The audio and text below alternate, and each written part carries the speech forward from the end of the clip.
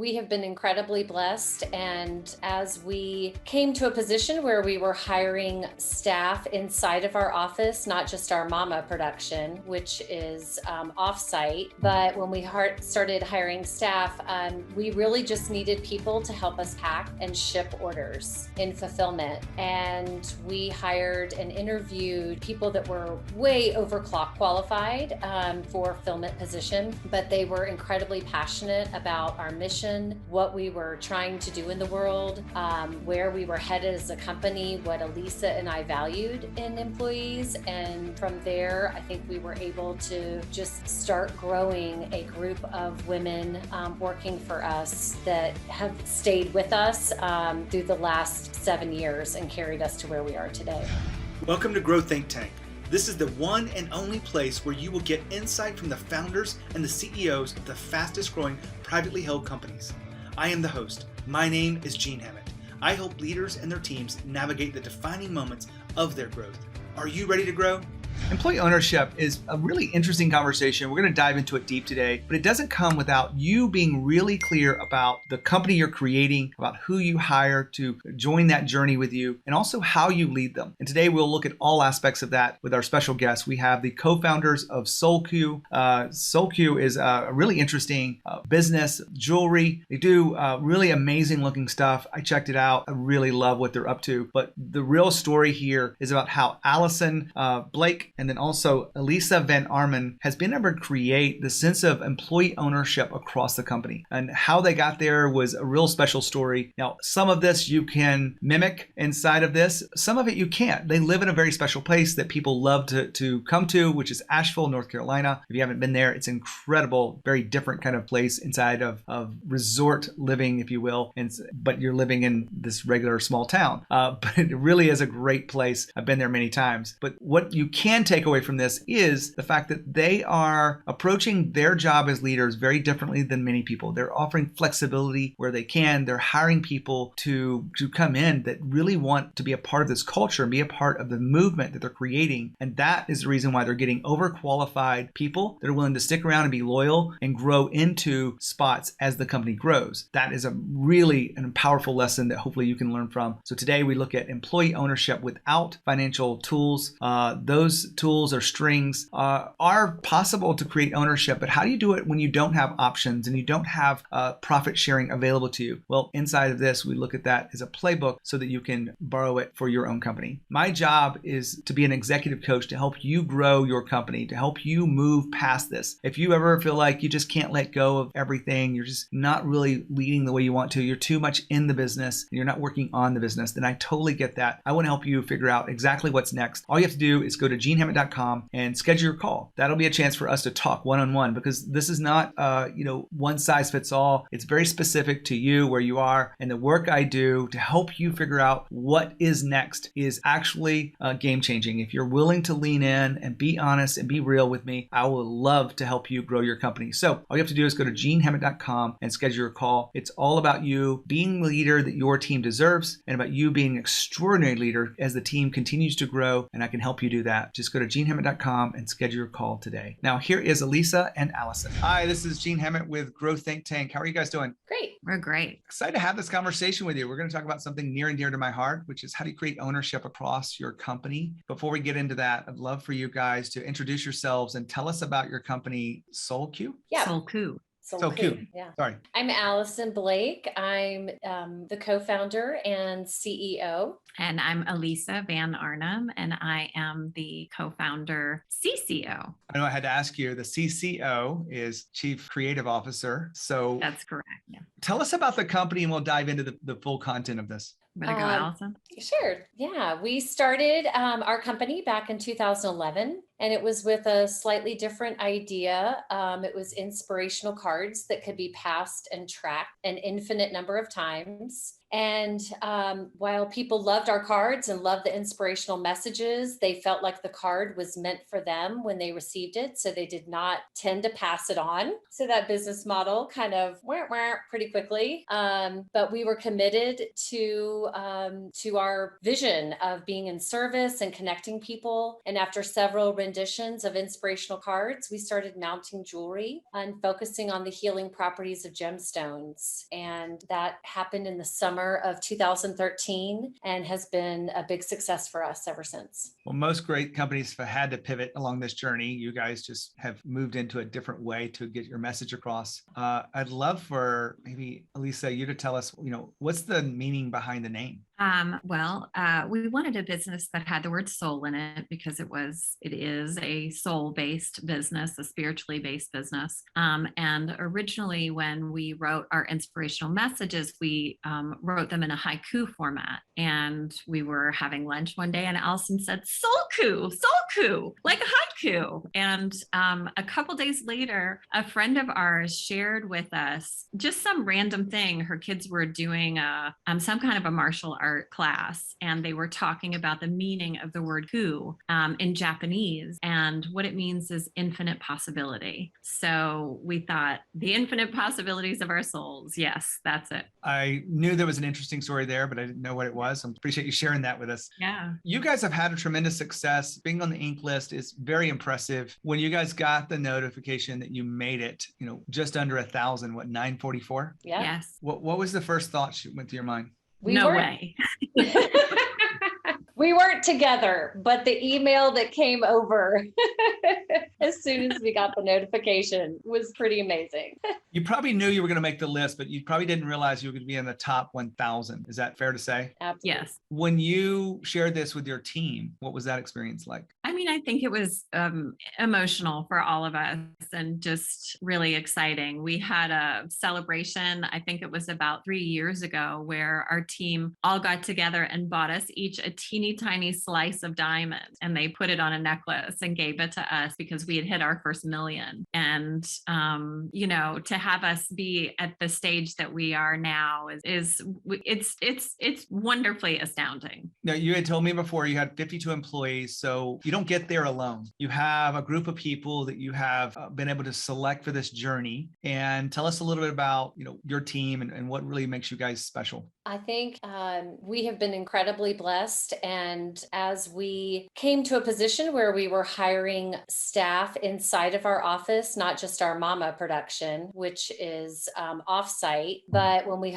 started hiring staff, we really just needed people to help us pack and ship orders in fulfillment. And we hired and interviewed people that were way overqualified for fulfillment position, but they were incredibly passionate about our mission, what we were trying to do in the world, where we were headed as a company, what Elisa and I valued in employees. And from there, I think we were able to just start growing a group of women working for us that have stayed with us through the last 7 years and carried us to where we are today. Now, there was something in there you said people showed up that were overqualified. Was that done intentionally, or that just what happened when you put out this job description? I think because, a big piece of our business is the fact that we are based out of Asheville, North Carolina. So there is a tremendous amount of people who come to Asheville who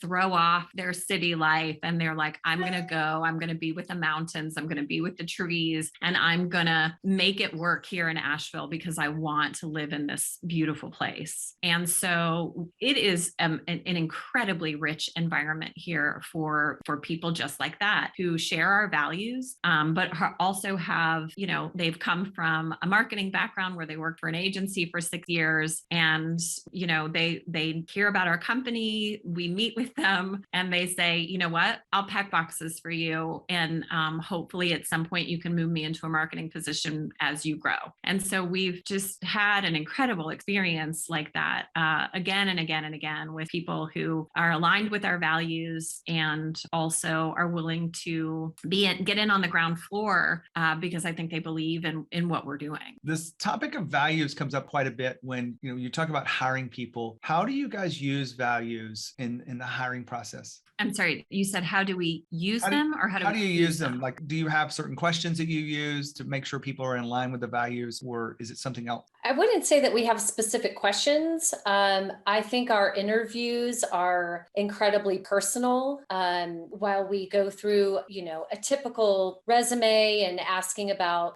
previous employers and what they did, we really do a much deeper dive in wanting to get to know the person that we're interviewing. And I think it's through organic conversations. And I guess you're right, specific questions that are more about, why they've chosen Asheville, what's important to them in their family life, in their personal life, to try to get a really big picture, a better, picture of what is important to them and how that would align with SoulKu. We started this whole place of inviting you to be on the show because you had said that you have an incredible group of people that are able to take ownership of their work. And it really is something that I think a lot of leaders are striving for. What is your understanding of people taking ownership of the work in front of them or the client experience? Basically, to us, what that means is that they're taking their job personally. They're taking what they're doing personally. They are being a representative of SoulKu when they speak to vendors or to our stores or even our mail person.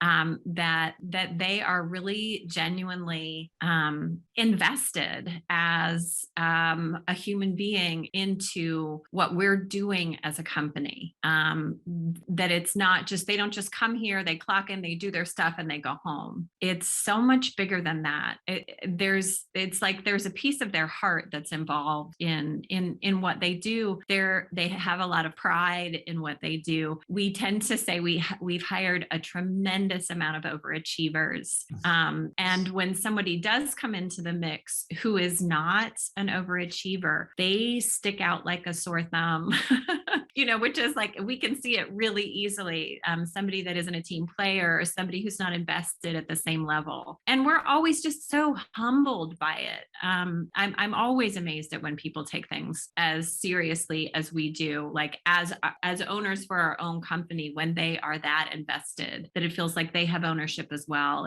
It's really humbling. Now, hold on for a second. What they said was really interesting. Each employee feels like a representative of the business when they talk about it with customers or partners or suppliers. And what I call this is creating internal brand ambassadors. I think that every leader should be thinking about this. It's like, how do we give you a chance to, be an ambassador to the company, even though you're an employee, but being able to share the message of this, share the vision, share the mission that we're on. And the more often they do that and the more powerfully they do that, the better it will be, because not only will your business grow, but you'll also attract more people that want to have a voice. And that is a really attractive, magnetic thing inside of a company. You want to make sure that you're, encouraging people to be those internal ambassadors and to share this across this. I really believe that if there's opportunities for people internally to be able to give speeches, I think you should allow them to do that, because it creates a place for them to grow as people, but also to spread the message of the company. And it's really a win-win for everybody. The internal brand ambassadors is a great strategy to understand and use inside your business. Now back to the interview. Now, do you actually give away ownership in some way with options or profit sharing or anything like that? Or is it just done through the environment that you create? I think it's just the culture that we have.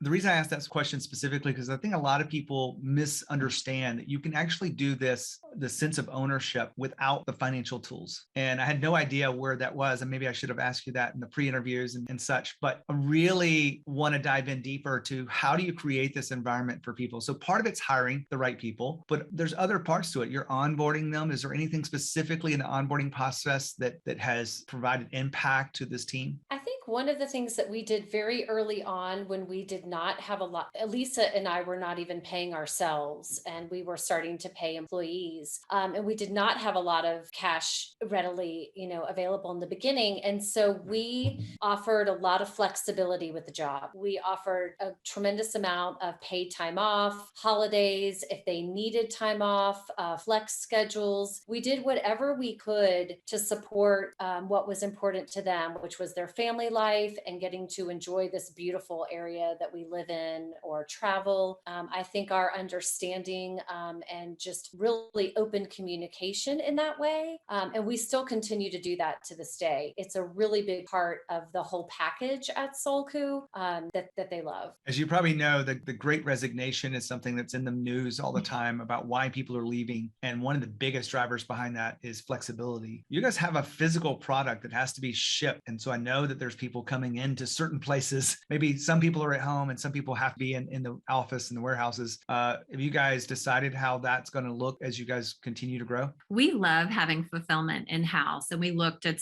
we did look at several 3PLs and decided that was not the way that we wanted to go for lots of reasons. But like with our fulfillment department right now, our mail person comes to pick up the mail at 3:00. So if they want to come in at 7:00 in the morning and get everything done and have it all ready to go by 3:00, we say, absolutely, yeah, let's do that. So I think, like Allison said, flexibility really seems to be just an incredible driver. If people want to leave early on Friday and they've gotten their work done, we understand that feeling. And so we're like, go ahead. And then when they come back, they are so much more happy to be here because they got what they needed over the weekend. We've been talking about different things that impact this feeling of ownership. And I know there's many other things that we could talk about. Where do you want to go next and what really creates the team that you have today? One of the things that I feel like is really important is that the team comes together. There's a lot of passion and excitement about being a part of a startup and to see where we can take it. And I think, as Elisa mentioned, our overachievers are really motivated by that. They want to see what this next level is going to look like. And in doing so, they really support one another. We have a lot of cross-department support, and we have just a mentality that we will jump in at any point. I think our team has seen Elisa and I do that from the very beginning. We have no problem leaving our desk and packing and shipping an order or checking in beads. They see us constantly. There's no task that's beneath us. And I think that has led to an overarching culture within our team of just them taking such ownership, not just of their particular job, but helping out their coworkers and raising SoulKu along the way, that it's, going to be the best thing to benefit our company in the long run. Elisa, what would you add to that? I think too, because we have been a startup, right? And everybody's had to wear so many hats. We've been able to, as we have grown, steer people in the direction of their zone of genius. So we hire somebody, like we said before, we hired somebody to, to ship and pack, but they come from a marketing background. And so we said, okay, you ship and pack for 30 hours a week, and then let's do marketing for 10 hours a week. And then as we grew, that person, that role, diverged. And then we hired somebody who's just doing fulfillment, and she is 100% doing marketing. And so I think they have grown with us. They have been able to watch our product evolve. They have been able to just really be honored and celebrated for the talents that they have. And we've been lucky enough to keep growing to the point where, as everybody is multitasking, the tasks are getting more and more and more specific. And so, we have the marketing person, we have the person who's ordering all of the gemstones for us, we have the person who's managing our mama maker staff. It's like at one time, one person did all of it. And now, we've got 16 people who are doing it. I would love to just end this with a little bit of an understanding of your leadership style. So there's different styles that work inside of business. Some work better than others under certain environments. How would you guys describe your style of leadership? Evolving. Involving how do you engage the Humble, team? Yeah. humble. We have a team meeting every Wednesday, Zoom or in person. And we also have monthly meetings with everyone on our team individually for 15 or 20 minutes where we ask them what's going right and what's not going right. And, we'll do things like, tell us something about you that we don't know. We are emotional. I think we're vulnerable with our staff. We ask for prayer requests. We are like a family here. We are connected to each other through this beautiful container that's SoulKu, basically. I appreciate you sharing all of the details behind this. It's really a remarkable story of a company who set out to do something big, but then changed it into where you are today. I really appreciate you looking through this and sharing this with our audience. Yeah, Thank you for having us. Here's a chance for me to reflect back on today's interview. I love to be able to talk to leaders that have such a deep understanding of people. Now, a lot of leaders have a better understanding of technology or of marketing or sales or whatever it may be. But what it takes to grow a business fast, from what I've seen, it takes an understanding of people. And that's what we've seen today with these two leaders. Allison and Elisa are really someone that's willing to share their real selves inside of this journey and to invite people along that journey and give them space to grow. And that's exactly the reason why I think they are successful. So when you think about your own journey of leadership, I don't know what your next step is, but I'd love to help you figure it out. My job as an executive coach is to help you figure out the little gaps or maybe the skills that you need to work on. Some things you don't even know, they're blind spots. We all have them. My job is to help you do that. I've spent 10 years working with leaders just like you. If you have a question about what your next step of growth is, make sure you reach out to Gene Hammett and just schedule your call anytime. When you think of growth and you think of leadership, think of Growth Think Tank. As always, lead with courage. See you next time.